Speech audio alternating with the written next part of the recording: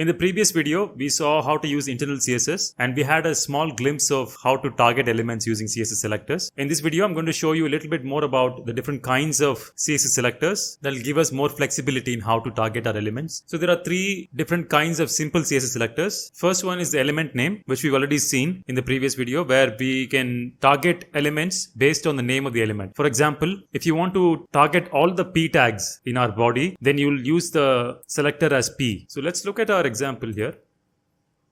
So here this is our style tag inside of our head, and here if you look at all of these CSS code, we are targeting all of these elements using their element name. Okay, so h1 is the element name, so we're targeting the appearance of this particular text using this code. So h1 will target all of the h1s in the body of the document. Similarly, li will target all of the li elements in the body of the document. So this is how we'll target using an element name. The next one is the class, and the one after that is the ID. So let's look at how these work. I'm going to do a demonstration of how these things work. So what I'm going to do is, let's say I have another list here.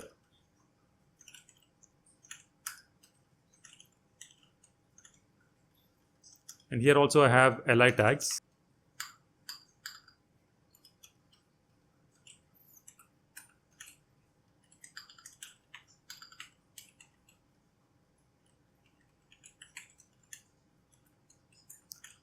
So I'm going to create a new list called favorite websites, and here I'm going to say Google,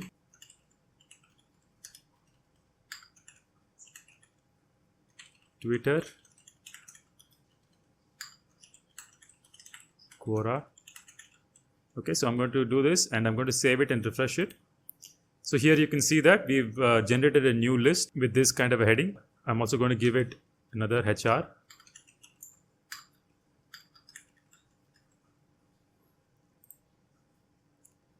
Okay, so this is our second list. Now let's say that I don't want this list to have the same amount of spacing as this one. So here we have this padding of 5 pixels, but here I want to have just 2 pixels. Now if you use the element name li, it will apply it to all of the list elements, not just this one, but also this one. So how do we tackle this? In here, we're going to find it useful to have the class name as a CSS selector. So let me show you a demo of what class name does. So I'm going to say class equals. Okay, so I'm going to do this. I'll explain what I'm doing in a bit. Just let me implement it first.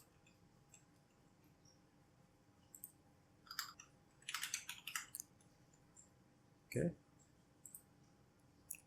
So now if you see, the spacing on these li elements and these li elements are different now. And what I've done here is I've added a class attribute with this particular name. And here what I've done is I've added a dot and then the class name and then added the CSS properties underneath that. So what it's doing is we are basically targeting elements based on the class name rather than the element name, and then adding the CSS properties underneath that CSS selector. So this is how classes work. I hope this is clear. There's not much going on here. It's very simple. We're just adding a class attribute with a certain name, and using that name we are targeting the elements and then applying the CSS properties. It's as simple as that. Now let's say that I want to have 2 pixel padding on here instead of just nothing. What I'm going to do is I'm going to give this another class name.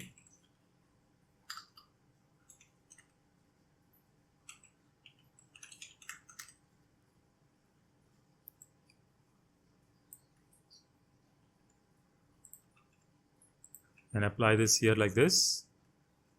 And here I'm going to say dot website li, the name of the class, and then say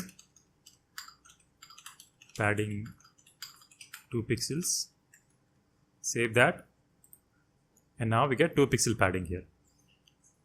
Remember that you always have to add a dot in front of class names. Okay, so this is how classes work. Now if you remember in my earlier video when I was doing the internal CSS demo, I told you about this particular TR which had the style property left in because we had several TRs, but we only wanted to target this particular TR in the T head. Now there are a couple of ways to do this. One is you can give this a class name. So let's say class equals heading TR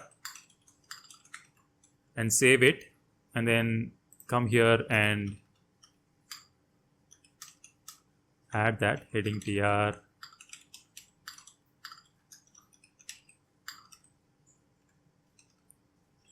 Now before we implement it, I just want to refresh it so that we can see the changes.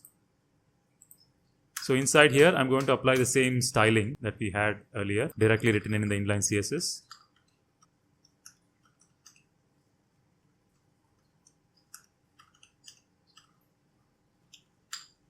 Save this.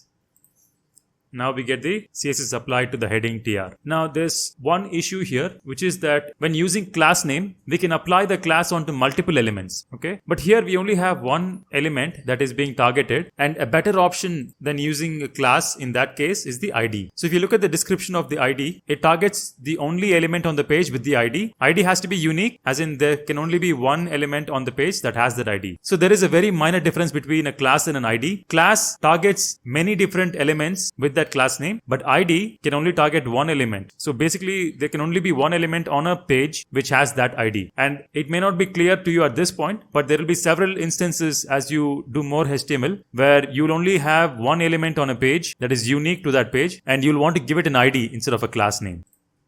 In this case, we have this table with only one heading tr. So it makes sense for us to give this an ID instead of a class. So what I'm going to do is I'm going to change this into an ID. And if you refresh this, you'll see that the changes are gone. Because when you target an ID, you have to use a hash instead of a dot. So now I'm going to save this again. And now you see that it's applying the styles. So let me quickly recap the difference between a class and an ID. So a class is simply a way to target multiple elements on a body of a HTML page. Okay. So multiple elements can have the same class name, but an ID is different from a class in that there can only be one element on a HTML page that has that ID name. And the other difference being the way you implement it, a class will precede with a dot. So when you're using a class name as a CSS selector, you'll use a dot in front of the class name. And similarly, when you're using an ID, you'll use a hash. And when you're targeting with just the element name, you don't need to add anything in front. This is just for class, and ID you need to add something in front. And for class, you're adding a dot, and then for ID, you're adding a hash. So this is a very basic demonstration of the different kinds of ways in which you can target HTML elements using CSS selectors. Hope this was useful. Please make sure to like and share this video. Also subscribe to our channel and press the bell icon for notifications. Thanks for watching. See you in the next one.